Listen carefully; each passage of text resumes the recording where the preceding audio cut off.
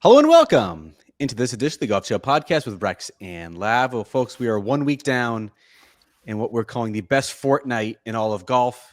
And what a start that it was. Chris Gotterup won the Genesis Scottish Open, staring down Rory McIlroy head-to-head and winning by 2 shots as well over Marco Penge. Chris Gotterup was on the clock individually. He was staring at Rory McIlroy square in the face, and he flat out played him for the second PGA Tour title of his career. You just talked to him. What were your biggest takeaways?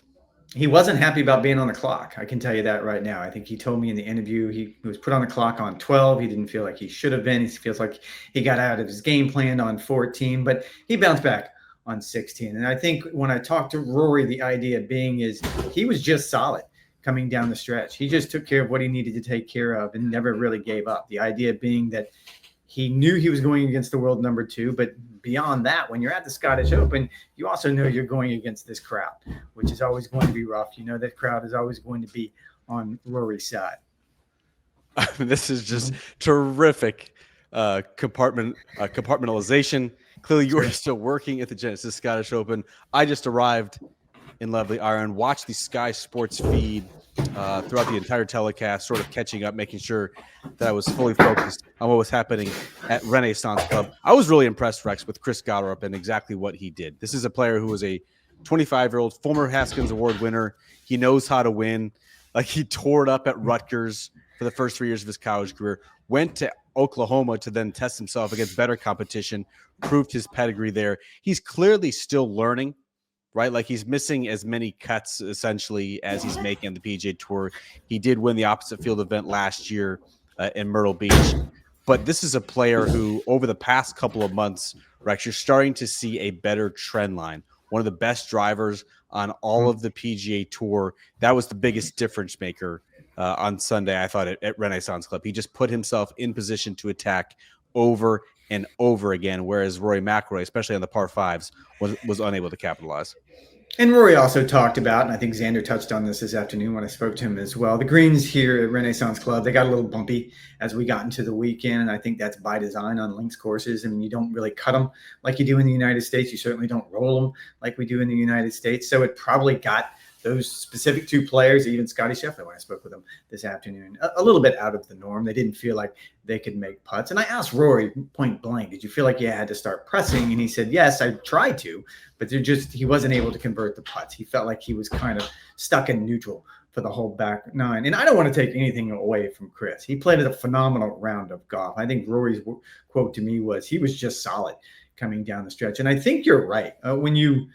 I tried to compare him winning last year in Myrtle Beach for the first time on the PGA Tour to this, and maybe how this felt different. And he didn't play along at all. He said, winning is winning. It's going to be hard, period. It doesn't matter if you're up against the world number 2, against a distinctly, let's say, partisan crowd when it comes to American players here. Like that. Look, Xander won here a few years ago, and he was a popular champion. But consider what we've had the last 2 years. Here you had Robert McIntyre, Scotland's own Robert McIntyre. He had the entire country behind him last year. And then, of course, Rory doing historic things 2 years ago. So this was a little bit different for the home crowd. And it was pretty impressive because you just showed me a picture out of your window. If you can pan your camera a little bit. You were in Northern Ireland right now. You're in Portrush. What a glorious Irish afternoon. I can tell you it's not like that here in Scotland. Scotland finally showed up this afternoon. It's called a har. I think I did it right. That almost sounds like I'm choking on something.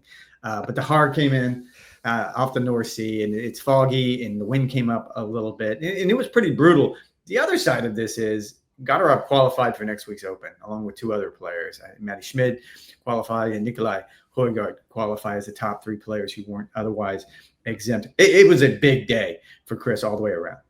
It certainly was, and it's interesting, too, because now you're starting to see some scuttlebutt about Chris Gotterup, and now, with the Ryder Cup thing. With the benefit of hindsight, Rex, all of a sudden his record of late looks a lot better. This is a player who is clearly trending in the right direction. 7 of his last 8 starts. Again, he was not firmly in contention, but 7 of his last 8 starts were between 12th and 28th. I think a lot of people have been intrigued by his potential for obvious reasons. I mean, he's got a ton of speed. He's a big hitter. I mentioned he's still sort of a work in progress. He's still very poor on the PGA Tour with his scoring clubs and is a very streaky putter, but he's clearly got like a lot of game to him. He reminds me, you mentioned this in a text message, called him a working man's Brooks Koepka. He reminds me of Brooks, certainly, but there's also a little bit of JB Holmes in him. Like he swings hard. There's a lot of shaft lean.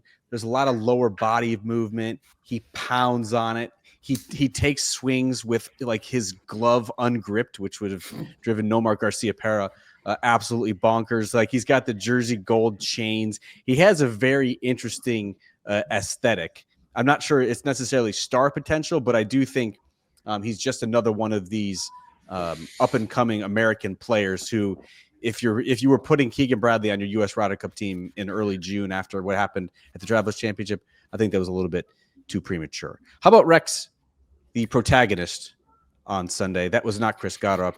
In fact, it was Rory McIlroy. He was tied for the 54-hole lead, could not get it done as he tried to win for the 30th time.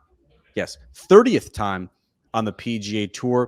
What was your biggest takeaway from Rory, who came up 2 shots shy? Kind of two things. One, and we had said this a little bit before, there was nothing wrong with Rory McIlroy following sort of, let's just call it, I don't want to call it a slump because I don't feel like it was, but he's certainly a lull. That's probably the best way to do it. Thank you very much. There was nothing wrong with Rory McIlroy's that put him in the lull after winning the Masters, after achieving the career Grand Slam that returning to the UK wasn't going to fix. Before this week, he spent 2 weeks down in London, moving into the family's new home outside of Wentworth, coming back here where he's had so much success and he just loves playing links golf and they take such good care of him. And of course, looking ahead to next week to Portrush. And we all know what that means to him. It's a home game for him. It means the world to try to win an Open Championship there. He was a different person and certainly a different player this week than what we've seen since the Masters. He has been up and down. He hasn't quite looked himself. He hasn't been as accommodating with the media. I think there's a reason. There's a lot of probably reasons behind that. But coming back here, getting on links golf, looking ahead to next week in Portrush, we know how much emotion that's going to come with that. He was a different player this week. He was executing shots much better. I think the fascinating stat line when it comes to Rory is he did what he did this week largely without hitting his driver particularly well. For most of the week, he was giving away strokes to the field. And it's always fascinating to me when he somehow finds a way now to put himself into contention when that weapon that is such a weapon to him when it's gone isn't on. He just finds different ways now, which I think bodes well going into next week. He was disappointed this afternoon when I spoke with him. He felt like he let a couple get away, especially on the greens, but certainly when you look ahead to next week, and he was catching a flight just in a couple minutes, really, to head over to Northern Ireland. I still would put him real closely behind Scottie Scheffler based on what I saw this week. Oh, certainly I would as well. And you mentioned the lull, like the Rory that showed up at the PGA Championship or showed up at the RBC Canadian Open. That's not the Rory that we've seen over his past 3 starts. Drove it great at Oakmont for the U.S. Open, was tops in the field there. Putted great at the Travelers Championship, had a top 10 finish there in the signature event on the PGA Tour. You mentioned the driving, and he certainly did drive it very poorly for his standards at Renaissance Club. I think the stats are probably a little bit skewed just because even being in the first cut, driving accuracy is not all that important, particularly when it's as firm and as bouncy and as brown as it was. But he was putting himself in some really terrible positions. And I thought he did well, Rex, just to stay in the ball game. Scrambling for pars on 7 and 11 when he was essentially pitching out sideways to get out of there with pars and just stay in the mix with Chris Gotterup, I thought was really impressive, as well as he putted for the week.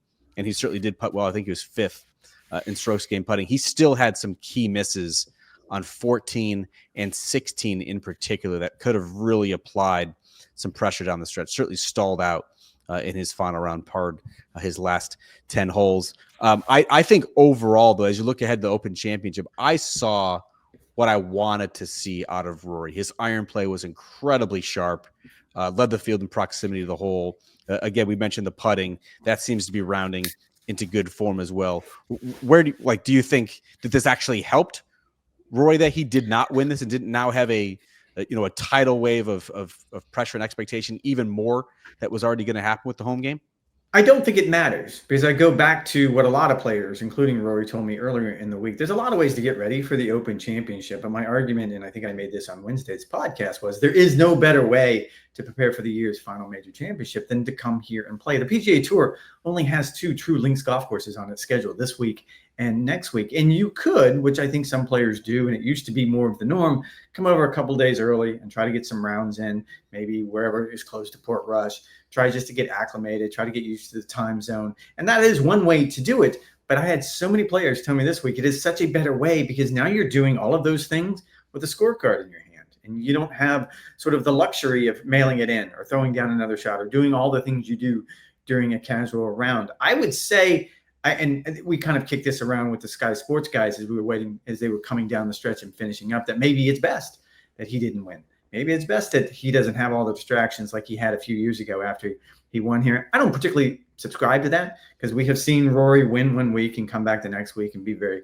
competitive. I think the only thing that's important is all the things you just pointed out. You can go down the scorecard. Yes, the driving wasn't there, but it's just not his proximity being number one. It's also when he did have to scramble, he did it really well. So I think the combination of all of those things is important. I was asking Adam Scott, who was up in your neck of the woods in Portrush last week for 4 days, playing a bunch of practice rounds, getting down to the golf course a little bit. And he did point out that compared to what we had this week, and this week here at Renaissance Club is brown and bouncy and yellow and what we've come to expect when it's been a dry summer in Scotland. He said it's not like that about Portrush. He said it's green, it's lush. It's not necessarily slow. He said it's still firm. And I asked him what the most important thing was going to be. And he said your iron play. So when you consider that, and you look at the stat line of what Rory laid down this week, yeah, I think it's nothing but positives going forward. Yeah, I haven't heard your interview with Rory. It hasn't aired yet on the Sky Sports feed. Oh, I killed it. I guarantee that Rory was happy with how he played this week and got what he wanted out of his final tune-up at the Scottish Open. He talked earlier in the week, I think with you, about how he wanted to sort of dial in his play hitting into like a left to right wind. All of a sudden, he had that in the range, and he was able to work through that. His iron play got progressively sharper. He putted it well. Yes, the driving was probably a little bit substandard for him. That's usually just an easy tweak. He's still not completely on song. You know, this isn't the Rory that we saw absolutely take apart Pebble Beach and at times TPC Sawgrass. But I still think he's plenty sharp enough, Rex, to knock another Open Championship and put that on his resume as well. I don't think it necessarily hurt that he did not win, and all of a sudden he'll be here at Portrush on Monday morning. Who else, Rex, stood out, the other contenders, whether it's Scottie Scheffler, Xander Schauffele, Ludwig Oberg, and the like?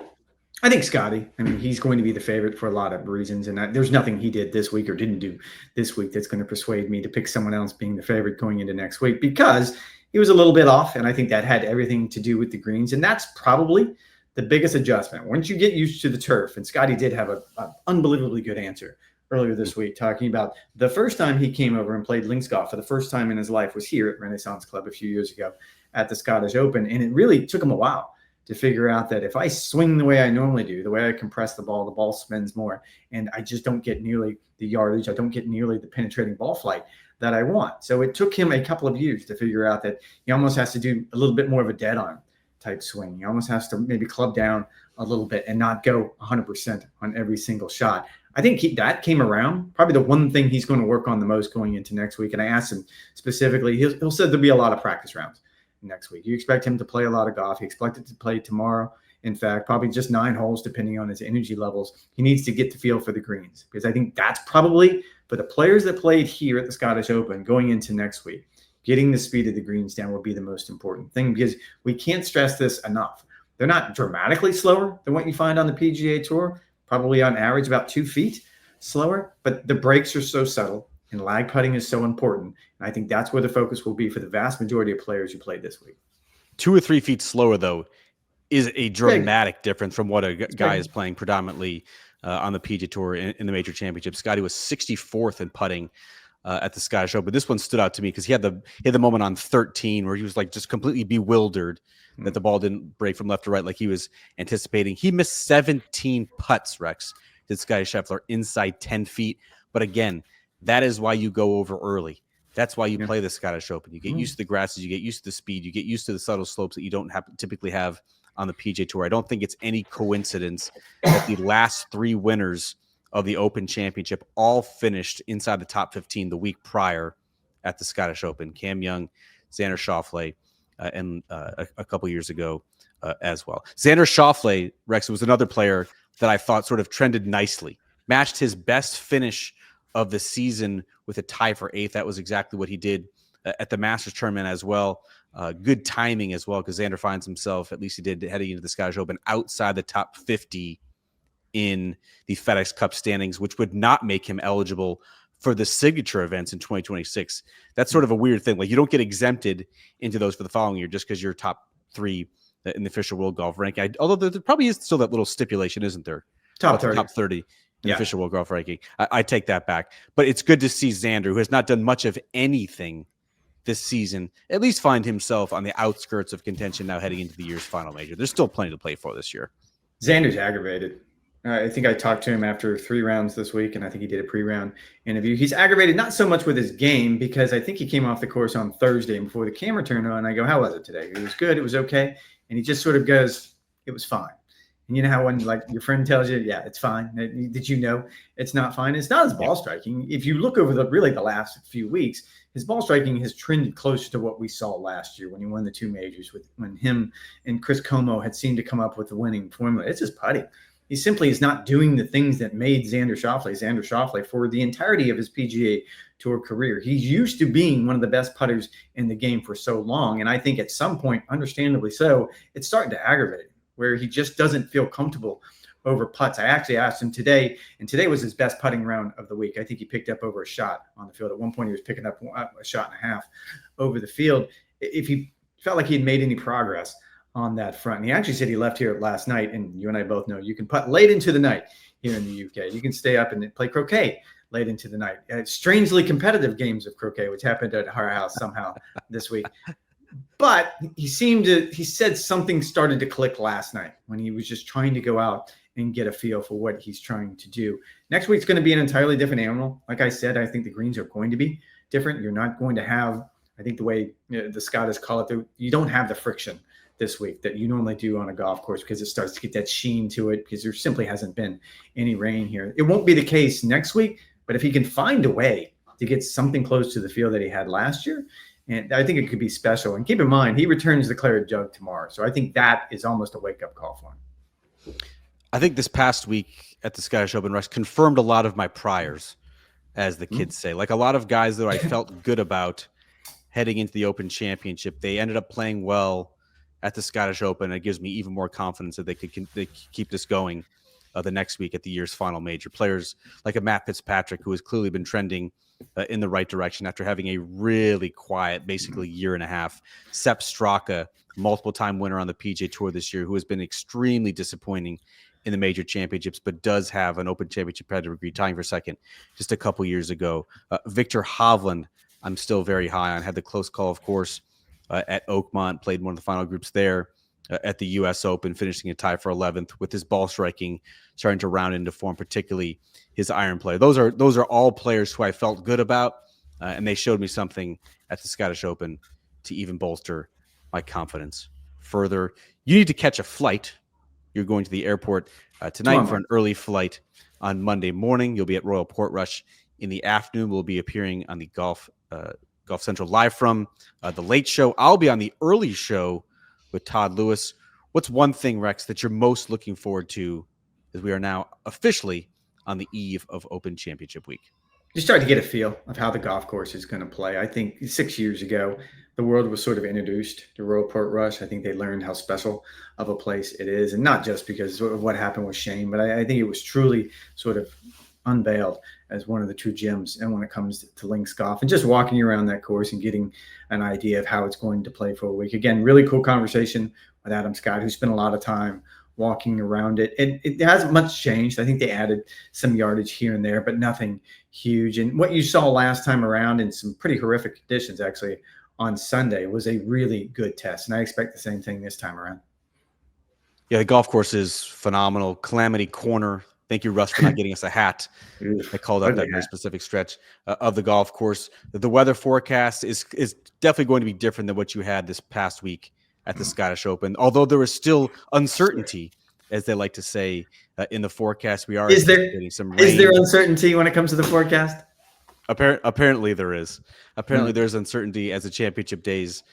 We're certainly going to get rain Monday and Tuesday, potentially a drier day on Wednesday. But again, uncertainty for the tournament. We're definitely going to be getting some rain at some point. I like to see that.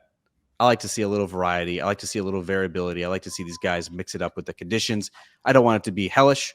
I don't want downpours because that will, of course, limit our interactions as well. But a little flavor, a little international flavor never hurt anybody. Sure. You and I have plenty to do during Open Championship Week, not just live from hits earlier in the week. You'll be on the late show all week. You and I will be doing a full preview podcast on Wednesday, as well as mini pods Thursday through Saturday before the full 52-minute made-for-TV edition on Sunday night, recapping the 2025 Open Championship. You guys know the drill. NBCSports.com/golf for all of our latest news, notes, and updates. We'll have plenty of written content up on the site as well. Thanks for listening. Thanks for the support. We'll talk to you guys in a couple of days.